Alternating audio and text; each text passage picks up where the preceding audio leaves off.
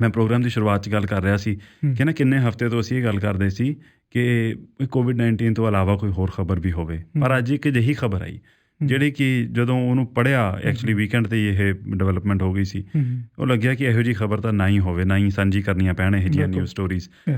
ਪਰ ਬੜੀ ਮੰਦਭਾਗੀ ਘਟਨਾ ਵਾਪਰੀ ਨੋਵਾ ਸਕੋਸ਼ੀਆ ਦੇ ਵਿੱਚ। ਸੈਟਰਡੇ ਰਾਤ ਤੋਂ ਹੀ ਇਹਦਾ ਸਿਲਸਿਲਾ ਸ਼ੁਰੂ ਹੋ ਗਿਆ ਸੀ। ਵਿਜੇ ਸ਼ਨੀਵਾਰ 11:30 ਵਜੇ ਰਾਤ ਨੂੰ ਨਾ ਜਿਹੜੀ RCMP ਨੋਵਾ ਸਕੋਸ਼ੀਆ ਦੀ ਉਹਨਾਂ ਨੂੰ ਇੱਕ ਸ਼ੂਟਿੰਗ ਦੀ ਉਹਨਾਂ ਨੂੰ ਇੱਕ ਖਬਰ ਮਿਲੀ ਅਤੇ ਉਹ ਮੌਕੇ 'ਤੇ ਪਹੁੰਚੇ ਅਤੇ ਉੱਥੇ ਜਾ ਕੇ ਉਹਨਾਂ ਨੇ ਕਾਰਵਾਈ ਕਰਨੀ ਸ਼ੁਰੂ ਕੀਤੀ। ਅਰਾਊਂਡ ਦ ਸੇਮ ਟਾਈਮ ਕਈ ਲੋਕਾਂ ਨੇ ਦੱਸਿਆ ਕਿ 3 ਘਰ ਨੇ ਜਿਨ੍ਹਾਂ ਨੂੰ ਅੱਗ ਲੱਗੀ ਹੋਈ ਆ ਅਤੇ ਇੱਦਾਂ ਦੀਆਂ ਖਬਰਾਂ ਆਉਣੀਆਂ ਸ਼ੁਰੂ ਹੋਈਆਂ ਅਤੇ ਇਹ ਸਾਰੀ ਫਿਰ ਕਾਰਵਾਈ ਇੱਥੋਂ ਜਿਹੜੀ ਤਫਤੀਸ਼ ਸ਼ੁਰੂ ਹੋਈ ਅਤੇ ਐਤਵਾਰ ਸਵੇਰੇ 8 ਵਜੇ ਅਗਲੇ ਦਿਨ ਜੀ ਯਾਨੀ ਕਿ ਆਪਣੇ ਕੱਲ੍ਹ ਯੈਸਟਰਡੇ ਜੀ ਸਵੇਰੇ 8 ਵਜੇ RCMP ਨੇ ਇਸ ਗੱਲ ਦੀ ਪੁਸ਼ਟੀ ਕੀਤੀ ਕਿ ਮੌਕੇ 'ਤੇ ਇੱਕ ਐਕਟਿਵ ਸ਼ੂਟਰ ਮੌਜੂਦ ਹੈ। ਸੋ ਪਤਾ ਲੱਗਿਆ ਕਿ ਜਿਹੜੀ ਸਾਰੀ ਵਾਰਦਾਤ ਹੈ ਸ਼ੂਟਿੰਗ ਦੀ ਵਾਰਦਾਤ ਹੈ ਜੀ। ਅਤੇ ਉਸ ਤੋਂ ਬਾਅਦ ਵਿੱਚ 9:45 ਵਜੇ ਪੁਲਿਸ ਨੇ ਆਈਡੈਂਟੀਫਾਈ ਕੀਤਾ ਕਿ ਇਹ ਜਿਹੜਾ ਸ਼ੂਟਰ ਹੈ 51 ਵਰ੍ਹਿਆਂ ਦਾ ਗੇਬਰੀਅਲ ਵਾਟਮੈਨ ਹੈ। ਅੱਛਾ, ਇਹ ਗੇਬਰੀਅਲ ਵਾਟਮੈਨ ਜਿਹੜਾ ਬੰਦਾ ਇਹ ਵੈਸੇ ਡੈਂਜਰਸਟ ਆ ਅਤੇ ਇਹ ਨਹੀਂ ਸੀਗਾ ਕਿ ਵੀ ਫਾਈਨੈਂਸ਼ੀਅਲੀ ਹੁੰਦਾ ਨਾ ਕਿ ਬੰਦਾ ਹੋਵੇ ਕਿ ਬਿਲਕੁਲ ਹੀ ਕੋਈ ਇੱਕ ਮੋਟੀਵੇਸ਼ਨ ਨਹੀਂ ਹੁੰਦੀ ਲਾਈਫ ਦੇ ਵਿੱਚ। ਕਈ ਵਾਰੀ ਉਹ ਚੰਗਾ ਭਲਾ ਉਹਦੇ ਮਲਟੀਪਲ ਪ੍ਰੋਪਰਟੀਜ਼ ਓਨ ਕਰਦਾ ਸੀ, ਫੈਮਿਲੀ ਲਾਈਫ ਵੀ ਠੀਕ ਠਾਕ ਸੀ ਅਤੇ ਈਵਨ ਜਿਹੜੇ ਲੋਕ ਉਹਨੂੰ ਜਾਣਦੇ ਸੀ ਉਹ ਕਹਿੰਦੇ ਕਿ ਬੰਦਾ ਤਾਂ ਇਹ ਬੜਾ ਨਾਈਸ ਸੀਗਾ, ਹਮੇਸ਼ਾ ਮਤਲਬ ਜੋਕ ਅਰਾਊਂਡ ਕਰਦੇ ਰਹਿੰਦੇ ਸੀ। ਐਗਜ਼ੈਕਟਲੀ, ਕਹਿੰਦੇ ਵੈਲ ਰਾਊਂਡਡ ਪਰਸਨੈਲਿਟੀ ਸੀ। ਡਾਰਟਮਾਊਥ ਦੇ ਵਿੱਚ ਵੀ ਇਹਦਾ ਕਲੀਨਿਕ ਸੀਗਾ, ਡੈਂਚਰ ਕਲੀਨਿਕ ਜੀ। ਅਤੇ ਜਿਹੜੇ ਦੰਦ ਨਹੀਂ ਬਣਾਉਂਦੇ ਨਕਲੀ ਦੰਦ ਜਿਹੜੇ, ਇਜ਼ ਅ ਡੈਂਚਰਿਸਟ ਜੀ। ਅਤੇ ਇਹ ਜਿਹੜੀ ਸ਼ੂਟਿੰਗ ਹੋਈ ਹੈ ਸਾਰੀ ਜਿਹੜੀ ਵਾਰਦਾਤ ਸ਼ੁਰੂ ਹੋਈ ਇਹ ਪੋਰਟਾ ਪੀਕ ਤੋਂ ਸ਼ੁਰੂ ਹੋਈ। ਪੋਰਟਾ ਪੀਕ ਦੀ ਜਿਹੜੀ ਵਸੂ ਆਬਾਦੀ ਆ ਉਹ ਕਹਿੰਦੇ 100 ਲੋਕਾਂ ਦੀ ਆਬਾਦੀ ਆ ਅਤੇ ਸਮਰ ਮੰਥਸ ਦੇ ਵਿੱਚ ਜਦੋਂ ਗਰਮੀ ਹੋ ਜਾਂਦੀ ਉਦੋਂ 250-300 ਲੋਕ ਉੱਥੇ ਹੋ ਜਾਂਦੇ। Exactly. So it's a very small community. ਇਹ 126 ਕਿਲੋਮੀਟਰ ਦੂਰ ਹੈ ਵਿਜੇ ਡਾਰਟਮਾਊਥ ਤੋਂ, ਨਾਰਥ ਵਿੱਚ ਆ ਜੀ। ਜਿੱਥੇ ਕਲੀਨਿਕ ਆ, ਕਲੀਨਿਕ ਸਾਊਥ ਵਿੱਚ ਆ ਅਤੇ ਇਸ ਬੰਦੇ ਦੇ ਵਾਟਮਾਊਥ ਦੇ ਦੋਨੋਂ ਜਗ੍ਹਾ 'ਤੇ ਪ੍ਰੋਪਰਟੀਜ਼ ਸੀਗੀਆਂ। ਇਹਦੀਆਂ ਪੋਰਟਾ ਪੀਕ ਦੇ ਵਿੱਚ 3 ਪ੍ਰੋਪਰਟੀਜ਼ ਨੇ ਜੀ ਅਤੇ ਉੱਥੇ ਬੜੇ ਸੋਹਣੇ ਫਾਰਮ ਹਾਊਸਿਸ ਹੈਗੇ ਆ ਕਾਈਂਡ ਆਫ ਅਤੇ ਮੈਨਸ਼ਨਸ ਹੈਗੇ ਆ ਅਤੇ 126 ਕਿਲੋਮੀਟਰ ਇਨ ਦਾ ਨਾਰਥ। ਸੋ ਉੱਥੇ ਗਿਆ ਹੋਇਆ ਸੀ ਇਹ। He used to divide his time between Porta Peak and Dartmouth. Dartmouth is very close to Halifax ਜਿਹੜੀ ਕਿ ਕੈਪੀਟਲ ਹੈ ਨੋਵਾ ਸਕੋਸ਼ੀਆ ਦੀ। ਅੱਛਾ, ਹੁਣ ਦੂਜੀ ਗੱਲ ਇਹ ਆ ਕਿਉਂਕਿ ਪੋਰਟਾ ਪੀਕ ਇਜ਼ ਸੱਚ ਅ ਸਮਾਲ ਕਮਿਊਨਿਟੀ ਜਿੱਥੇ ਵਾਸੂ ਆਬਾਦੀ 100 ਹੋਵੇ, ਇੱਥੇ ਕਈ ਕੰਪਨੀਆਂ ਨੇ ਜਿਨ੍ਹਾਂ ਦੇ ਮੁਲਾਜ਼ਮ 100 ਤੋਂ ਜ਼ਿਆਦਾ ਨੇ। ਬਿਲਕੁਲ ਸਹੀ। ਅਤੇ ਤੁਸੀਂ ਮਤਲਬ ਈਜ਼ੀਲੀ ਜਾਣਦੇ ਹੋ ਇੱਕ ਦੂਜੇ ਨੂੰ। ਸੋ ਉੱਥੇ ਤਾਂ ਐਵਰੀਵਨ ਨੋਜ਼ ਐਵਰੀਵਨ। ਫਿਰ ਇਹ ਵੀ ਗੱਲ ਉੱਠੀ ਕਿ ਇਹ ਸਾਰੀ ਘਟਨਾ ਹੋਈ ਕਿਉਂ। ਕਹਿੰਦੇ ਵੀ ਕੁਝ ਬੰਦੇ ਤਾਂ ਅਜਿਹੇ ਸੀ ਜਿਹੜੇ ਕਿ ਇਹਦੇ ਜਾਣਕਾਰ ਸੀ, ਪਰ ਕੁਝ ਤਾਂ ਬਿਲਕੁਲ ਹੀ ਰੈਂਡਮ ਬੰਦੇ ਇਸ ਬੰਦੇ ਨੇ ਮਤਲਬ ਮੌਤ 'ਤੇ ਘਾਟ ਉਤਾਰ ਦਿੱਤੇ। ਅੱਛਾ, ਹੋਰ ਇਹਦੇ ਵਿੱਚ ਬੜੀਆਂ ਅਜੀਬੋ ਗਰੀਬ ਗੱਲਾਂ ਇਹ ਸੀ, ਜਿਹੜੀ ਪਹਿਲਾਂ ਇਹਦੇ ਬੰਦੇ ਕੋਲ ਕਾਰ ਸੀ ਉਹ ਕਾਰ ਬਿਲਕੁਲ ਹੀ ਜਿਵੇਂ RCMP ਦੀ ਗੱਡੀ ਹੁੰਦੀ ਹੈ ਉਹ ਸੀ। ਪਹਿਲਾਂ ਇਹ ਗੱਲ ਆਈ ਵੀ ਮੇਬੀ ਇਹਨੇ ਪੁਲਿਸ ਦੀ ਗੱਡੀ ਚੋਰੀ ਕੀਤੀ ਹੈ। ਹੋਇਆ ਕੀ ਵਜੇ ਕਿ 9:45 ਵਜੇ ਪੁਲਿਸ ਨੇ ਆਈਡੈਂਟੀਫਾਈ ਕੀਤਾ ਕਿ ਇਹ ਗੇਬਰੀਅਲ ਵਾਟਮੈਨ ਹੈ। ਉਸ ਤੋਂ ਬਾਅਦ ਕਿਉਂਕਿ ਉਹ ਆਈਡੈਂਟੀਟੀ ਜਾਰੀ ਹੋ ਗਈ ਅਤੇ ਬਹੁਤ ਸਾਰੀਆਂ ਜਗ੍ਹਾ ਤੋਂ ਇਹਦੀ ਜਿਹੜੀ ਹੋਣ ਲੱਗ ਪਈ, ਸਾਈਟਿੰਗ ਹੋਣ ਲੱਗ ਪਈ। ਅਤੇ 10 ਵਜੇ ਤੋਂ ਲੈ ਕੇ 11:30 ਵਜੇ ਦੇ ਵਿਚਕਾਰ ਬਹੁਤ ਸਾਰੀ ਜਗ੍ਹਾਵਾਂ 'ਤੇ ਇਹਨੂੰ ਦੇਖਿਆ ਗਿਆ ਅਤੇ ਦੇਖਿਆ ਗਿਆ RCMP ਦੀ ਯੂਨੀਫਾਰਮ ਦੇ ਵਿੱਚ ਅਤੇ RCMP ਵਰਗੀ ਇੱਕ ਕਾਰ ਦੇ ਵਿੱਚ। ਇੱਕ ਇਹ ਵੀ ਗੱਲ ਹੈ ਜਿਹੜੀ ਉਹਦੀ ਯੂਨੀਫਾਰਮ ਸੀ, ਕਹਿੰਦੇ ਉਹ ਪਾਰਸ਼ਲੀ ਸਾਰੀ ਦੀ ਸਾਰੀ ਐਗਜ਼ੈਕਟਲੀ RCMP ਵਰਗੀ ਤਾਂ ਯੂਨੀਫਾਰਮ ਨਹੀਂ ਸੀ, ਪਰ ਤੁਹਾਨੂੰ ਪਹਿਲੀ ਝਲਕ ਦੇਖ ਕੇ ਹੀ ਲੱਗਦਾ ਸੀ ਵੀ ਕੋਈ ਪੁਲਿਸ ਅਫਸਰ ਹੀ ਹੈ। ਐਗਜ਼ੈਕਟਲੀ। ਅਤੇ ਵੀਰੇ ਫਿਰ 11:30 ਵਜੇ 11:35 'ਤੇ RCMP ਨੂੰ ਕਲੈਰੀਫਾਈ ਕਰਨਾ ਪਿਆ ਕਿ ਇਹ ਸਾਡਾ ਐਮਪਲੋਈ ਨਹੀਂ ਹੈ। ਹੀ is not N RCMP employee. ਇਹ ਨਾ ਸੋਚੋ ਵੀ ਕੋਈ ਆਫਿਸਰ ਹੈ ਜਿਹਨੇ ਆਪਣਾ ਮਾਨਸਿਕ ਸੰਤੁਲਨ ਖੋ ਦਿੱਤਾ ਅਤੇ ਉਹ ਹੁਣ ਇੱਦਾਂ ਦੀਆਂ ਹਰਕਤਾਂ ਕਰ ਰਿਹਾ। ਇਹ ਕਹਿੰਦੇ ਕੋਈ ਸਿਵੀਲੀਅਨ ਹੈ ਜਿਹਨੇ RCMP ਦੀ ਕਾਰ ਵਰਗੀ, ਕਾਰ ਨੁਮਾ ਕਹਿ ਲਓ, ਉਹਨੇ ਬਣਾਈ ਹੋਈ ਸੀ ਵਿਦ ਸੇਮ ਡੈਕਲ, ਸਭ ਕੁਛ ਸੇਮ ਸੀਗਾ। ਈਵਨ ਉਹਦੇ ਉੱਤੇ ਜਿਹੜਾ ਨੰਬਰ ਹੁੰਦਾ, ਫਲੀਟ ਨੰਬਰ, ਉਹ ਵੀ ਲਿਖਿਆ ਸੀ। ਈਵਨ ਜਿਹੜੀ ਪੁਲਿਸ ਚੀਫ ਹੈਗੇ ਨੇ ਉਹਨਾਂ ਨੇ ਇਹ ਗੱਲ ਵੀ ਕਹੀ, ਕਹਿੰਦੇ ਕਿ ਇਹ ਗੱਡੀ ਇਹਨੇ ਇਸ ਹਿਸਾਬ ਦੀ ਤਿਆਰ ਕੀਤੀ ਸੀ ਕਿ ਪਹਿਲੀ ਝਲਕ ਦੇਖ ਕੇ ਮੈਨੂੰ ਵੀ ਇਹੋ ਲੱਗਣਾ ਸੀ ਕਿ ਇਹ ਪੁਲਿਸ ਦੀ ਕਰੂਜ਼ਰ ਆ, ਪੁਲਿਸ ਦੀ ਗੱਡੀ ਹੈ। ਫਿਰ 11:40 'ਤੇ RCMP ਨੇ ਇਸ ਗੱਲ ਦੀ ਪੁਸ਼ਟੀ ਕੀਤੀ ਕਿ ਅਸੀਂ ਇਹਨੂੰ ਕਾਬੂ ਕਰ ਲਿਆ, ਹੀ ਇਜ਼ ਇਨ ਕਸਟਡੀ। ਪਹਿਲਾ ਜਿਹੜਾ ਬਿਆਨ ਇਹ ਆਇਆ, ਯੂ ਆਰ ਰਾਈਟ, ਅਤੇ ਉਹ ਸੀਗਾ ਇਰਵਿੰਗ ਦਾ ਬਿਗ ਸਟਾਪ ਰੈਸਟੋਰੈਂਟ, ਉੱਥੇ ਐਨਫੀਲਡ ਦੇ ਵਿੱਚ ਸੀਗਾ ਇਹ। ਉੱਥੇ ਕਹਿੰਦੇ ਇਹਨੂੰ ਅਸੀਂ ਇਨ ਕਸਟਡੀ ਲੈ ਲਿਆ ਹੈ। ਅਤੇ ਬਾਅਦ ਵਿੱਚ ਫਿਰ ਦੁਪਹਿਰ 3 ਵਜੇ, ਸੋ ਇੱਥੇ ਹੁਣ 3.5 ਘੰਟੇ ਦਾ ਗੈਪ ਹੈ, ਅਤੇ ਫਿਰ ਪ੍ਰੀਮੀਅਰ ਸਟੀਫਨ ਮੈਕਨੀਲ ਆਏ, ਉਹਨਾਂ ਨੇ ਸੰਬੋਧਨ ਕੀਤਾ ਅਤੇ ਉਹਨਾਂ ਨੇ ਕਿਹਾ this is one of the most senseless acts of violence in the province's history. Even ਕੱਲ੍ਹ ਜਦੋਂ ਪ੍ਰਧਾਨ ਮੰਤਰੀ ਜਸਟਿਨ ਟਰੂਡੋ ਨੇ ਆਪਣਾ ਮਾਰਨਿੰਗ ਐਡਰੈਸ ਕੀਤਾ, ਉਹਨਾਂ ਨੇ ਵੀ ਇਸ ਬਾਰੇ ਗੱਲ ਕੀਤੀ ਹੈ, ਸੱਚ ਅ ਟੈਰੀਬਲ ਸਿਚੁਏਸ਼ਨ। ਹਾਂਜੀ। ਪਰ ਗੱਲ ਇਹ ਆ ਵਾਸੂ ਕਿ ਇਹਦੇ ਵਿੱਚੋਂ ਨਾ ਹੋਰ ਦੇਖੋ ਕਈ ਗੱਲਾਂ ਇਹ ਨਿਕਲਦੀਆਂ ਨੇ।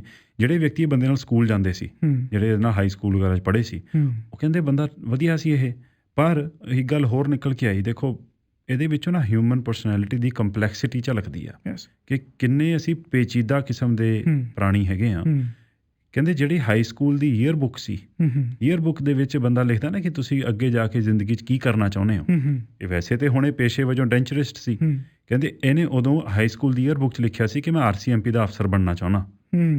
ਸੋ ਉਹ ਜਿਹੜੀ ਕਿੱਥੇ ਦੀ ਕਿੱਥੇ ਦਬੀ ਹੋਈ ਖੁਆਹਿਸ਼, ਅਸੀਂ ਆਪਣੀ ਲਾਈਫ 'ਚ ਬਹੁਤ ਜਿਹੇ ਲੋਕ ਵੇਖਦੇ ਹਾਂ ਜਿਹੜੇ ਕਿ ਆਪਣੀ ਕੋਈ ਦਬੀ ਹੋਈ ਜਿਹੀ ਖੁਆਹਿਸ਼ ਲੈ ਕੇ ਘੁੰਮਦੇ ਨੇ, ਉਹਦੀ ਪੂਰਤੀ ਕਰਨ ਵਾਸਤੇ ਬਹੁਤ ਕੁਝ ਕਰਦੇ ਨੇ। ਇਹਦਾ ਆਬਸੈਸ਼ਨ ਸੀ ਇਸ ਬੰਦੇ ਦਾ, ਇਹਦਾ ਆਬਸੈਸ਼ਨ ਸੀ, ਇਹਨੂੰ ਪੁਲਿਸਿੰਗ ਕਰਨ ਦਾ ਬੜਾ ਸ਼ੌਂਕ ਸੀ। ਹਾਂ, ਤੇ ਹੁਣ ਵਿਜੇ ਆਪਾਂ ਕਹਿ ਤਾਂ ਰਹੇ ਹਾਂ ਕਿ ਇਹਦਾ COVID-19 ਨਾਲ ਕੋਈ ਸੰਬੰਧ ਨਹੀਂ, ਕਿਉਂਕਿ ਅਜੇ ਤੱਕ ਇੱਦਾਂ ਦੀ ਕੋਈ ਪੁਸ਼ਟੀ ਹੋਈ ਨਹੀਂ।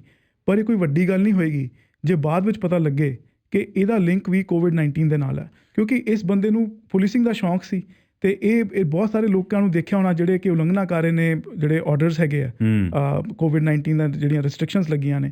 ਤੇ ਹੋ ਸਕਦਾ ਹੈ ਕਿ he was trying to enforce those orders. This is just a theory, ਪਤਾ ਨਹੀਂ ਅਜੇ ਇਨਵੈਸਟੀਗੇਸ਼ਨ। ਹਾਂ, ਕਿਉਂਕਿ ਅਜੇ it's all open to why what the reason was, ਕਿਉਂਕਿ ਅਜੇ ਤੱਕ ਪੁਲਿਸ ਇਹ ਨਹੀਂ ਸਮਝ ਪਾ ਰਹੀ ਮੋਟੀਵੇਸ਼ਨ ਕੀ ਸੀ।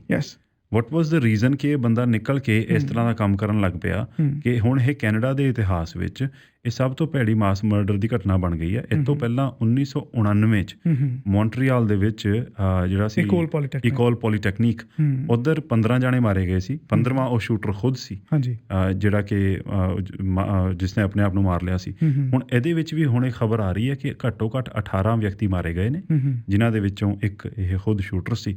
ਤੇ ਇਹਨਾਂ 'ਚੋਂ ਇੱਕ ਤੇ RCMP ਦੀ ਆਫਿਸਰ ਸਨ, ਜਿਹੜੇ ਕਿ 23 ਸਾਲਾਂ ਤੋਂ RCMP ਦੇ ਨਾਲ ਕੰਮ ਕਰ ਰਹੇ ਸੀ। ਉਹਨਾਂ ਦੀ ਮੌਤ ਹੋਈ ਆ। Heidi Stevenson, thank you, I was just looking for the name. Heidi Stevenson ਦੀ ਮੌਤ ਹੋਈ ਆ। ਉਹ ਆਪਣਾ ਕੰਮ ਕਰਦੇ ਹੋਏ ਸ਼ਹੀਦ ਹੋਏ ਨੇ। ਸ਼ੀ ਵਾਸ ਮੈਰਿਡ, ਹੈਡ 2 ਕਿਡਸ। ਬਹੁਤ ਹੀ ਮੰਦਭਾਗੀ ਘਟਨਾ। ਤੇ ਹੁਣ ਵਿਜੇ ਹੌਲੀ ਸਾਰੇ ਜਿਹੜੇ ਹੋਰ ਵਿਕਟਿਮਸ ਨੇ ਉਹਨਾਂ ਦੀ ਆਈਡੈਂਟੀਟੀ ਵੀ ਹੁਣ ਰਿਵੀਲ ਕੀਤੀ ਜਾ ਰਹੀ ਹੈ। ਤੇ ਇੱਕ ਤਾਂ ਸਕੂਲ ਟੀਚਰ ਸੀ, ਐਲੀਮੈਂਟਰੀ ਸਕੂਲ ਟੀਚਰ। ਤੇ ਉਹੀ ਹੈ ਨਾ, ਜਦੋਂ ਅਸੀਂ ਕਹਿ ਦਿੰਦੇ ਹਾਂ ਕਿ 16 ਮੌਤਾਂ ਹੋ ਗਈਆਂ ਜਾਂ 18 ਮੌਤਾਂ ਹੋ ਗਈਆਂ, ਤੇ ਉਹ ਇੱਕ ਅੰਕੜਾ ਬਣ ਕੇ ਰਹਿ ਜਾਂਦਾ। ਪਰ ਜਦੋਂ when you place a name on that figure, ਫਿਰ ਜਿਹੜੀ ਉਹਦੀ ਅਸਲੀ ਗ੍ਰੈਵਿਟੀ ਪਤਾ ਲੱਗਦੀ ਹੈ ਕਿ ਉਹ ਸਿਰਫ ਕੋਈ ਵੈਕਿਊਮ ਦੇ ਵਿੱਚ ਕੋਈ ਇੰਡੀਵਿਜੂਅਲ ਨਹੀਂ ਹੁੰਦਾ, ਉਹਦੇ ਨਾਲ ਫੈਮਿਲੀ ਹੁੰਦੀ ਹੈ। ਹੁਣ ਜੇ ਕੋਈ ਐਲੀਮੈਂਟਰੀ ਟੀਚਰ ਸੀ, ਉਹਨੇ ਕਿੰਨੇ ਬੱਚਿਆਂ ਨੂੰ ਪੜ੍ਹਾਇਆ ਹੋਵੇਗਾ, ਸੋ ਮੈਨੀ ਸਟੂਡੈਂਟਸ, ਪੂਰਾ ਦਾ ਪੂਰਾ ਸਕੂਲ ਉਹਦੇ ਨਾਲ ਜੁੜਿਆ ਹੋਇਆ ਸੀ, ਉਹਦਾ ਆਪਣਾ ਪਰਿਵਾਰ ਜੁੜਿਆ ਹੋਇਆ ਸੀ। ਸੋ ਜਦੋਂ ਅਸੀਂ ਇੱਦਾਂ ਦੇਖਦੇ ਹਾਂ ਕਿ ਇੰਡੀਵਿਜੂਅਲਸ ਦੇ ਨਾਮ ਸੀ, ਉਹਨਾਂ ਦੀ ਪੂਰੀ ਇੱਕ ਲਾਈਫ ਸੀ, ਉਹਨਾਂ ਦੀ ਇੱਕ ਆਪਣੀ ਪਰਸਨੈਲਿਟੀ ਸੀ, ਉਹਦੇ ਨਾਲ ਫਿਰ ਪਤਾ ਲੱਗਦਾ ਕਿ ਕਿੰਨੀ ਜ਼ਿਆਦਾ ਮੰਦਭਾਗੀ ਘਟਨਾ। ਹਾਂ, ਇਹਦਾ ਜਿਹੜਾ ਸਕੇਲ ਹੈ ਨਾ ਟ੍ਰੈਜਡੀ ਦਾ, ਉਹ ਬਹੁਤ ਵੱਡਾ। ਸੋ ਇਹਦੇ ਬਾਰੇ ਨੈਸ਼ਨਲੀ, ਈਵਨ ਪੂਰੇ ਨਾਰਥ ਅਮਰੀਕਾ ਦੇ ਵਿੱਚ ਹੀ ਜਿਹੜੇ ਈਵਨ ਮੇਜਰ ਪੇਪਰਸ ਨੇ ਅਮਰੀਕਾ ਦੇ, US ਦੇ ਵੀ, ਉਹਨਾਂ ਨੇ ਵੀ ਇਸ ਨੂੰ ਕਾਫੀ ਐਕਸਟੈਂਸਿਵਲੀ ਕਵਰ ਕੀਤਾ। ਹੁਣ ਇਹ ਗੱਲ ਆ ਰਹੀ, ਕਹਿੰਦੇ ਕਿ ਜਿਹੜਾ ਇਹ ਗਨਮੈਨ ਸੀ, ਇਸ ਨੂੰ ਪੁਲਿਸ ਨਹੀਂ ਮਾਰਿਆ। ਇਹ ਖਬਰ ਆ ਰਹੀ ਕਿਉਂਕਿ ਅਜੇ ਤੱਕ ਉਸ ਦੇ ਬਾਰੇ ਪੁਲਿਸ ਨੇ ਵੀ ਪੁਸ਼ਟੀ ਨਹੀਂ ਸੀ ਕੀਤੀ। ਉਹਨਾਂ ਨੇ ਨਾ ਹਾਂ ਕਹੀ ਸੀ ਨਾ ਕਿਹਾ ਸੀ। ਪਰ it's very tragic, ਕਿਉਂਕਿ ਵਿਜੇ ਇਹ ਪੂਰੀ ਘਟਨਾ ਜਿਹੜੀ ਸ਼ੁਰੂ ਪੋਰਟਪੀਕ ਤੋਂ ਹੋਈ, ਪਰ ਕਿਹਾ ਜਾ ਰਿਹਾ, ਪੁਲਿਸ ਆਪ ਮੰਨ ਰਹੀ ਹੈ ਇਸ ਗੱਲ ਨੂੰ ਕਿ ਮਲਟੀਪਲ ਜਗ੍ਹਾਵਾਂ ਤੇ ਵਾਰਦਾਤ ਹੋਈ ਹੈ। ਹਾਂ, ਸੋ ਇਨਵੈਸਟੀਗੇਸ਼ਨ ਪਤਾ ਨਹੀਂ ਕਿੱਥੇ ਕਰਨੀ ਪੈਣੀ ਹੈ। ਤੇ ਅਜੇ ਤੱਕ, ਕਿਉਂਕਿ ਹੁਣ ਦੇਖੋ 17 ਸੀਗਾ ਫਿਗਰ ਇਨਕਲੂਡਿੰਗ ਦ ਸ਼ੂਟਰ, 16 ਹੋਰ ਮੌਤਾਂ ਹੋਈਆਂ ਤੇ ਇਨਕਲੂਡਿੰਗ ਦ ਸ਼ੂਟਰ 17 ਹੋਈਆਂ ਸੀ। ਹੁਣ ਉਹ ਅੰਕੜਾ 18 ਹੋ ਗਿਆ। ਸੋ ਅਜੇ ਵੀ ਸਿਚੁਏਸ਼ਨ ਡਾਇਨਾਮਿਕ ਹੈ, ਕਿਉਂਕਿ ਅਜੇ ਪਤਾ ਹੀ ਨਹੀਂ ਕਿ ਉਸ ਬੇਵਕੂਫ ਇਨਸਾਨ ਨੇ ਕਿੱਥੇ ਜਾ ਕੇ ਵਾਰਦਾਤ ਕੀਤੀ ਹੈ। ਤੇ ਹੋਰ ਹੋ ਸਕਦਾ ਕਿ ਹੋਰ ਜਗ੍ਹਾਵਾਂ ਤੋਂ ਵੀ ਲਾਸ਼ਾਂ ਜਿਹੜੀਆਂ ਬਰਾਮਦ ਹੋ ਸਕਦੀਆਂ। ਫॉर ਦ ਲੌਂਗੈਸਟ ਟਾਈਮ ਕੱਲ ਸ਼ਾਮੀ 13 ਦਾ ਅੰਕੜਾ ਸੀ ਵੀ 13 ਜਣਿਆਂ ਦੀ ਮੌਤ ਹੋਈ ਹੈ। ਪਹਿਲਾਂ ਜਦੋਂ ਵਿਜੇ ਸਭ ਤੋਂ ਪਹਿਲੀ ਬਰੀਫਿੰਗ ਹੋਈ ਹੈ ਪੁਲਿਸ ਦੀ, ਪੁਲਿਸ ਨੇ 10 ਹੀ ਕਿਹਾ। 10 ਪਹਿਲਾਂ 10 ਕਹੇ ਸੀ। ਉਸ ਤੋਂ ਬਾਅਦ ਫਿਰ longest time you are right ਕਿ 13 ਹੀ ਸੀ ਜੀ। ਤੇ ਬਾਅਦ ਵਿੱਚ ਹੁਣ ਫਿਰ ਅੱਜ ਸਵੇਰ ਤੱਕ, ਹੁਣੇ ਤੱਕ 16 ਸੀ। ਤੇ ਹੁਣ ਤੁਸੀਂ ਕਹਿ ਰਹੇ ਹੋ ਕਿ 18 ਦਾ ਅੰਕੜਾ ਹੁਣ ਸਾਹਮਣੇ ਆ ਰਿਹਾ। ਪੁਲਿਸ ਦੀਆਂ ਗੱਡੀਆਂ ਵੀ 2 ਅੱਗ ਤੇ ਉਹਨਾਂ ਨੂੰ ਟਾਰਚ ਕਰ ਦਿੱਤੀਆਂ ਗਈਆਂ ਸੀ, ਅੱਗ ਲੱਗੀ ਸੀ। ਇਸੇ ਤਰ੍ਹਾਂ ਕਈ ਪ੍ਰਾਪਰਟੀਜ਼ ਨੂੰ ਵੀ ਅੱਗ ਲੱਗੀ ਹੋਈ ਸੀ, ਇਹ ਵੀ ਸੂਚਨਾ ਮਿਲੀ। ਸੋ ਇਹਦਾ ਪਤਾ ਨਹੀਂ ਹਜੇ ਹੋਰ ਐਕਸਟੈਂਟ ਆਫ ਡੈਮੇਜ ਜਾਂ ਜਿਹੜਾ ਨੁਕਸਾਨ ਹੈ ਜਾਂ ਜਾਨੀ ਨੁਕਸਾਨ ਹੈ ਜਾਂ ਹੋਰ ਉਹ ਹੋਰ ਕਿੱਥੇ ਹੈ, ਕੀ ਕੁਝ ਹੈ। ਪਰ ਇਹ ਵਿਅਕਤੀ ਤੁਸੀਂ ਸੋਚੋ ਵੀ ਤਕਰੀਬਨ I think about 120 kilometres drive ਵੀ ਕਰਕੇ ਆ ਗਿਆ। ਯੈਸ, ਕਿਉਂਕਿ ਗੱਡੀ ਵੀ ਬਦਲੀ। ਹਾਂਜੀ, ਤੇ ਉਹ ਮੇਨ ਹਾਈਵੇ ਹੈ Nova Scotia, it's a very busy highway.